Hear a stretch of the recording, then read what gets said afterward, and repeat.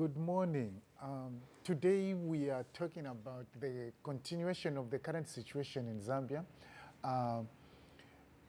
We want to see if there is any member of UPND who have been charged with corruption. Because all along we have been saying that this fight against corruption is selective. This fight against corruption is selective. This fight against corruption is targeted on the opposition. Actually, it is a, it is a cover-up. The real fight is to fight against the opposition, people who believe in something different than the UPND, people who have got a different view from the UPND. Those are the people who have been targeted in this fight against corruption. And it has been proved now, because there is no, even when the American embassy issued some warnings of corruption, FIC reports have shown that billions upon billions of kwacha, even if you convert it to dollars, it's still too much, have been suspected. There has been no person who has been arrested. Now, these are people who have committed crime and they are not arrested. Okay? Whereas people who have spoken against these crimes are the ones who are being arrested. Take an example. $20 million from the American embassy, from the American government, was given to Zambia to buy grain, extra grain, because of people were now exposed to starvation. Now, as if that is not good enough, you see, first of all, even the American government to release that money so that we can buy grain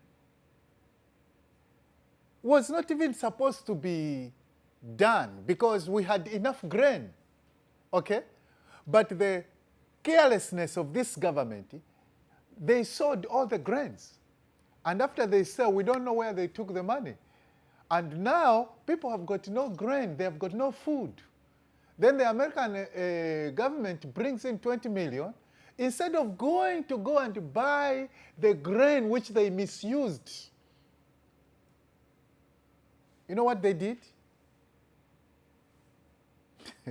They pocketed the money. You see? So they pocketed the money. And those people who pocketed the money, none of them has been arrested. None of them has been charged. I'll give you another example. Every year, American government used to spend about $50 million to supply drugs, especially those with critical illnesses like HIV and those TB, those serious diseases that can kill people in a large scale. So American government is trying to help, and every year they bring in $50 million worth of medical supplies. Guess what happens? Your guess could be like mine. They take all that medication and they supply it to local pharmacies and they begin to sell. Donated medication, donated medicine meant to help the poor, ordinary Zambians is now being sold to the very people who are supposed to benefit. And you can't say anything against that because they will arrest you. Even me, what I'm explaining here, if I am in Zambia, they will arrest me for explaining these things. You see? I'll give you another example.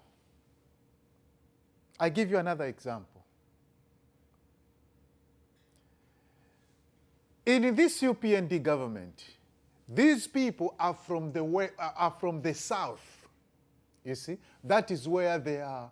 They speak languages that are from the south of Zambia. People like me who speak languages that are coming from the east of Zambia, we are not good human beings. They don't even consider us as full citizens. Okay?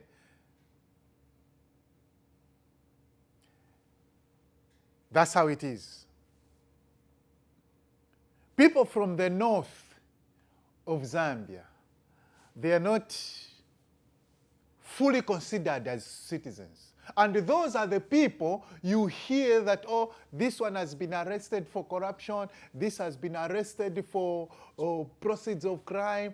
It is only people from two regions, okay?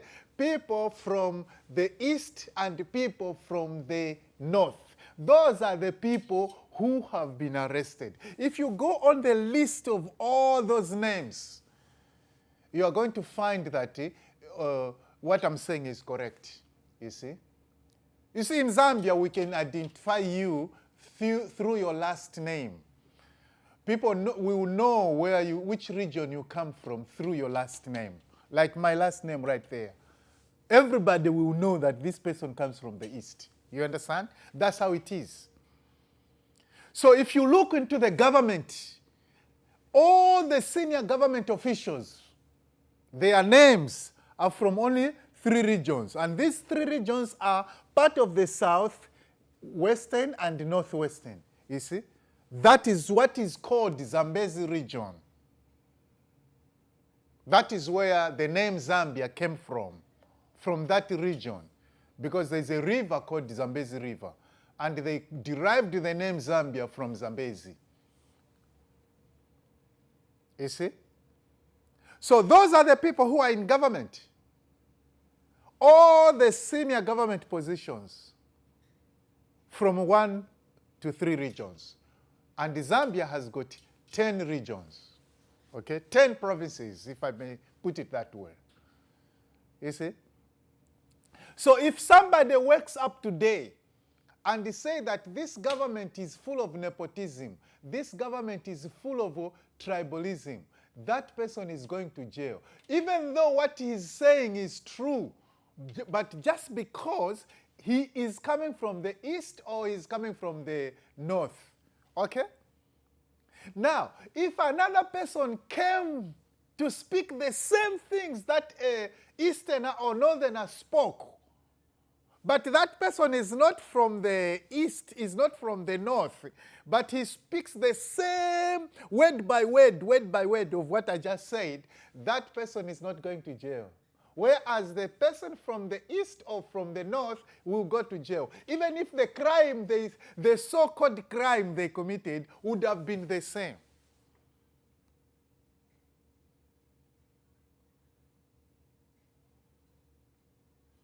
So, me, I am just appealing to the American government. I'm also appealing to the British government. I'm appealing to all the big countries to take an interest in Zambia, especially next year when we are having elections, presidential and parliamentary elections. I'm appealing to these countries, big countries, to come and take an interest. Because this man who has become the president now,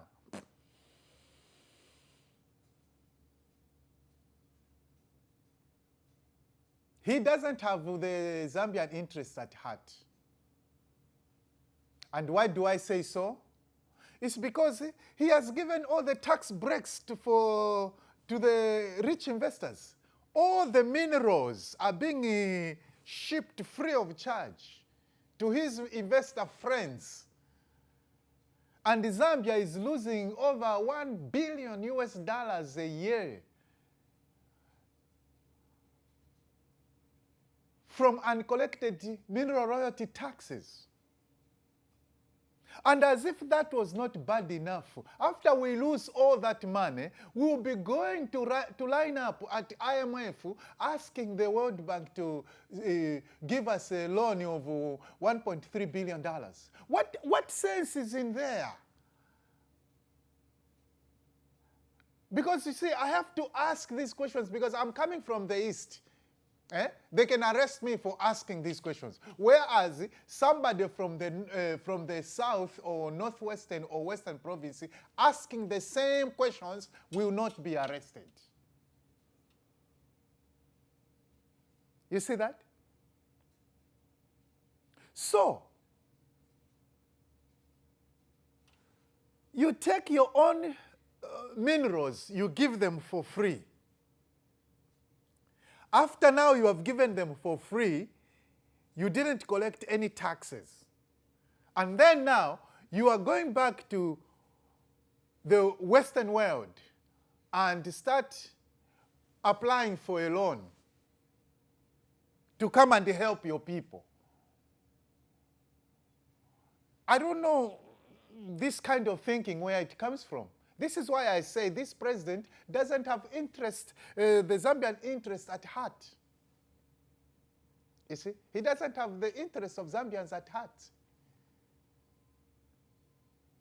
Because if he collected the money from the mineral royalty taxes, he collected that money, he could have used it to do a lot of things that he can develop the country with.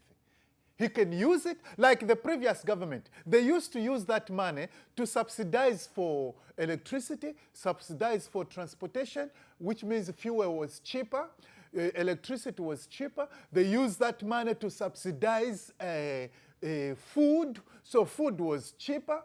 They use that money to subsidize government programs like the hospitals so that the health insurance is cheaper. They use that for doing some education so that people just pay a little co-pay towards education, towards health insurance, towards all those government programs. And this president, who is there now, Hakainde Hichilema, removed all those subsidies. You know why he removed them? Because he has got no money to pay for those things, you see. Why doesn't he have the money to pay for those things? It's because he has given tax holidays to his investor friends. That's why he has no money to pay for these government subsidies, these government programs. You see? So I can't say that the man has got the Zambian interest at heart. I cannot say that. It's not correct. It's not true. Because if he had interests for Zambians, he could have collected that money from mineral royalty taxes and do what? And use it to invest. You see? The Zambians who are even called illegal miners, they go into the bush to just maybe prospect, or maybe they find some gold here, there, and there. They start mining. He will come, he will send his army, his police officers, to come and shoot them with live ammunition. The very Zambians who own that, when they mine illegally, he is killing them. Whereas the foreigners who are so-called investors, when they come to collect the same minerals, he's giving them free of charge, no tax. Are you going to tell me that I should believe that he has got the interest of Zambians at heart? No. Thank you for listening. God bless Zambia and God bless the USA. Thank you.